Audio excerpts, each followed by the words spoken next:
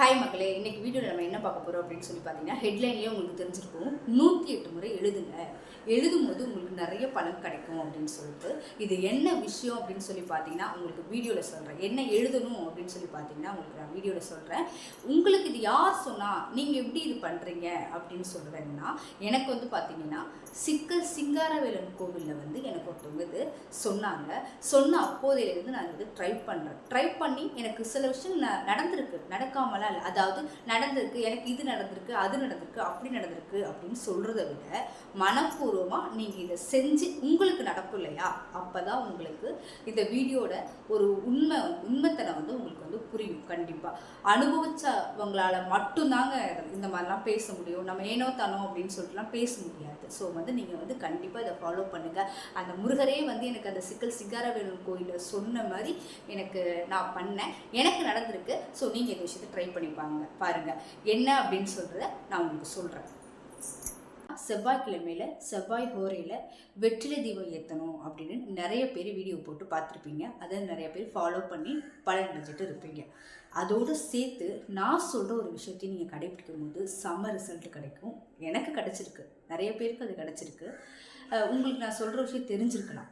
என்ன அப்படின்னு சொல்லி பார்த்தீங்கன்னா, 108 முறை சரவண பவ ஓம் அப்படின்னு சொல்லிட்டு நீங்கள் எழுதுங்க. ஸ்ரீராம ஜெயம் எழுதுவோம் தெரியுமா, அந்த மாதிரி சரவண பவ ஓம் அப்படின்னு சொல்லிட்டு நம்ம எழுதி அதை கட் பண்ணி மாலையாக கட்டி நம்ம வீட்டில் நம்ம வெற்றிலை தீபம் ஏற்றுறோம் இல்லையா, ஏற்றி முடிச்சுட்டு நம்ம முருகர் ஃபோட்டோவுக்கு அதை மாலையாக போடுங்க.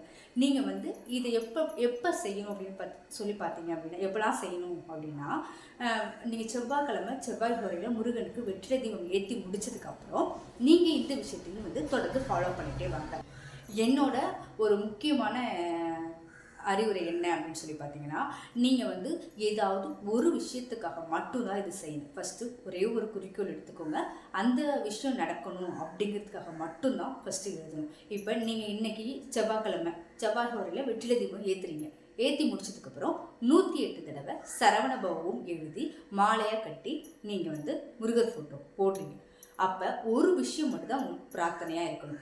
அந்த விஷயம் பார்த்தீங்கன்னா உங்களுக்கு 3 வாரத்தில் நடக்கலாம், இல்லை 5ஆவது வாரத்தில் நடக்கலாம். ஆனால் கண்டிப்பாக ரொம்ப நாளாக இழுத்துட்டு போகாது.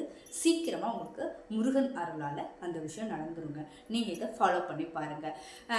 இன்னொன்று என்ன அப்படின்னா, நீங்கள் எழுதுறீங்க இல்லையா, இப்போ ஓம் சரவண பவ ஓம், ஓம் சரவண பவ ஓம் அப்படின்னு எழுதுறீங்க இல்லையா, அப்போ எழுதும்போது அந்த விஷயத்த மனசில் நிலைநிறுத்திக்கோங்க. அதாவது நமக்கு எவ்வளவோ கஷ்டங்கள் இருக்கும், துன்பங்கள் இருக்கும்.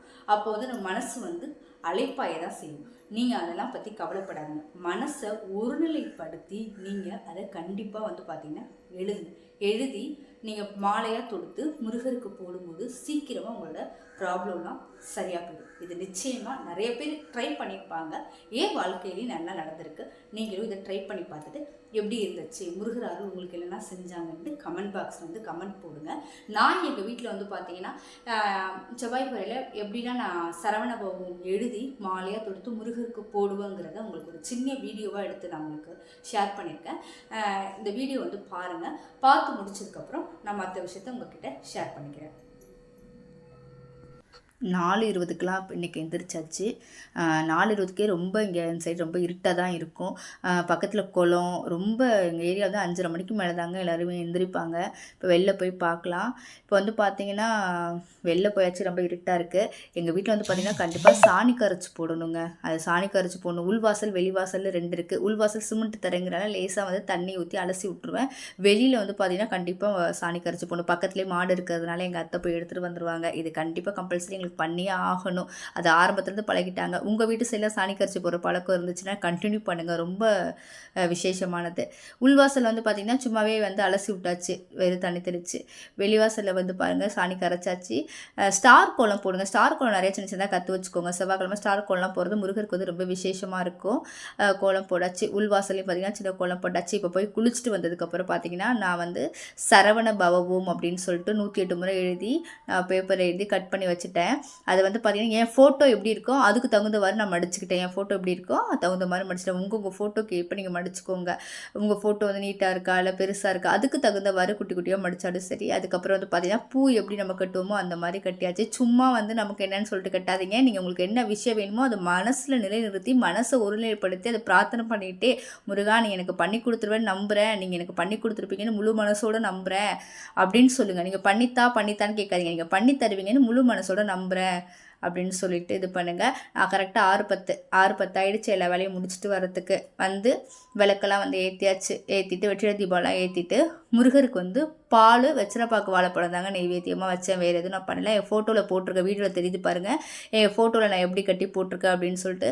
நீங்களும் வந்து பார்த்தீங்கன்னா இதை வந்து நீங்கள் கண்டிப்பாக ஃபாலோ பண்ணுங்கள். வாரம் செவ்வாய்க்கிழமை செவ்வாய் ஹோரையில் நீங்கள் கண்டிப்பாக ஃபாலோ பண்ணுங்கள். நீங்கள் நினச்சது எல்லாமே சக்ஸஸ் ஆகும். நான் வந்து ரொம்ப எளிமையான முறையில் தாங்க பண்ணுவேன். இருக்கிறத வச்சு தான் நான் சிறப்பாக பண்ணுவேன். அதே மாதிரி நீங்களும் இருக்கிறத வச்சு சிறப்பாக பண்ணுங்கள்.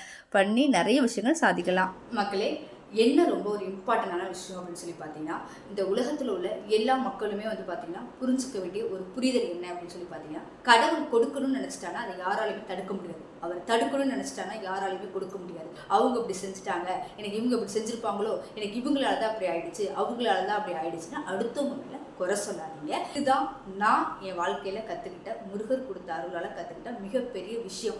ஏன் ரூபமாக முருகன் உங்களுக்கு சொல்கிறாருன்னு நினச்சிட்டு நீங்கள் உங்கள் வழியில் நீங்கள் போங்க.